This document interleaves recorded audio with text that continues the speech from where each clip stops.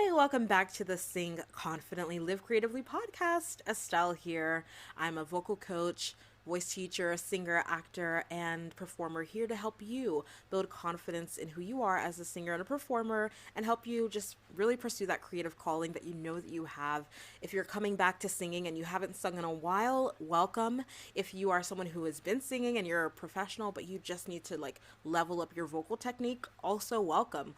You're all welcome here because we are focusing on the things that really are important for all of us singers to know and to continue to develop so that we can build confidence in our unique voices. If you have wondered what is the right way to breathe when you sing because you're someone who's coming back to singing or you're singing for the first time, that's what this episode is for. I'm going to break it down and give you an exercise that you can do, and I'm going to keep this in 5 minutes or less because I want to make it so simple and clear. So let's jump in. Before we do, I want to let you know that I did a little trial class where I talked about breath control.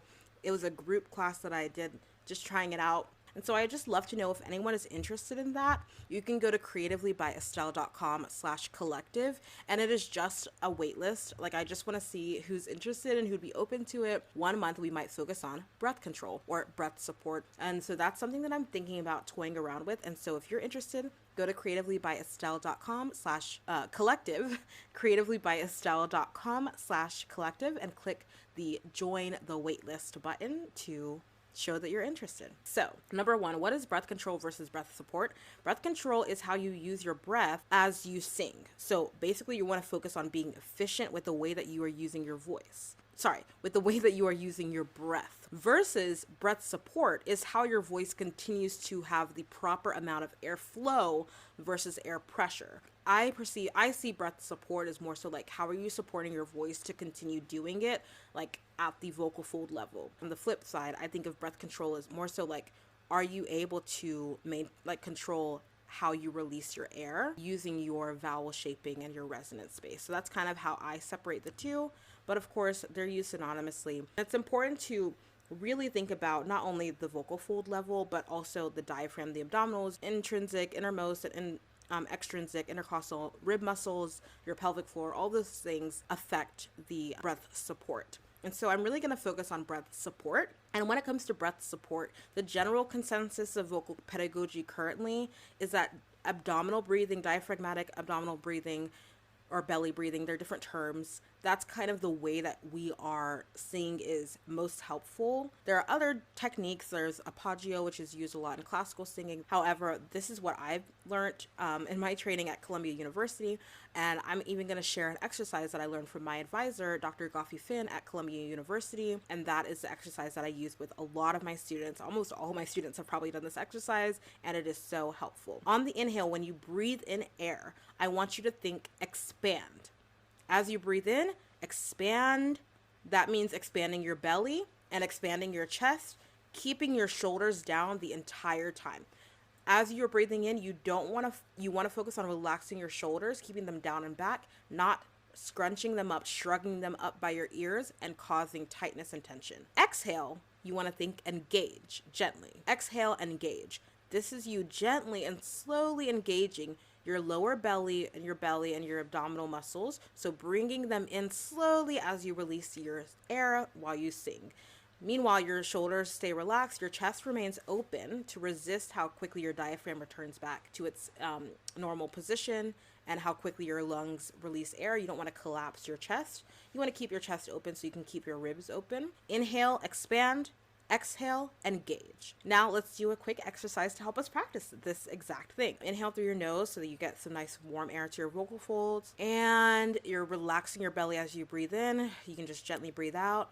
Now you're going to inhale, relaxing your belly, keeping your shoulders down and relaxed, and keeping the chest open as you inhale. Then you're going to go ha ha ha. Can you try that? Ha ha ha. You should feel your belly kind of moving in a little bit. Now I'm going to just choose a random note. I'm going to go ha ha ha ha ha. Can you try that? Ha ha ha ha ha. There you go. That is a great exercise to use to help you feel that engagement of your abdominal muscles as you sing out. And it helps you get the right amount of airflow versus air pressure. You can change the key. Ha ha ha ha ha. Ha ha ha ha. Focusing on breathing in, relaxing your belly as you breathe in, and then engaging as you sing. Ha, ha, ha, ha, ha. And that's your exercise. I hope that you like that. I hope that you add that to preferably like near the beginning of your vocal warm-up. So that is my quick breakdown for how to sing as a singer, or how to breathe as a singer without it being overly stressful. Again, when you inhale, you're going to expand, and then you're going to gently engage as you exhale. I hope that helps. Let me know if you have any questions. You can come to my Facebook group at creativelybyestelle.com/community. You can comment below or message me at creativelybyestelle on any of my Instagram, TikTok, any platform that you were listening or that you follow me on. And I'd be happy to answer your questions and respond to you. And check out the collective if you're interested in maybe doing group classes with me and getting deeper into some of these topics. You can go to creativelybyestelle.com/collective. There's absolutely no commitment. It just means that I'll tell you more information. Like if you sign up for the wait list, you'll be top of the list. Like you get to get access to it first. So that's awesome.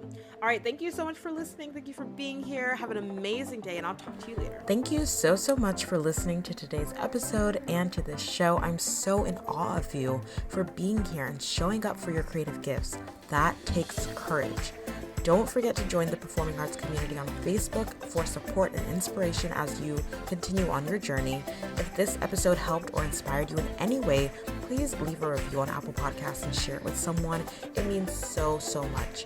Thank you again, and don't forget to keep singing, acting, dancing, performing, and living creatively. Talk to you next time.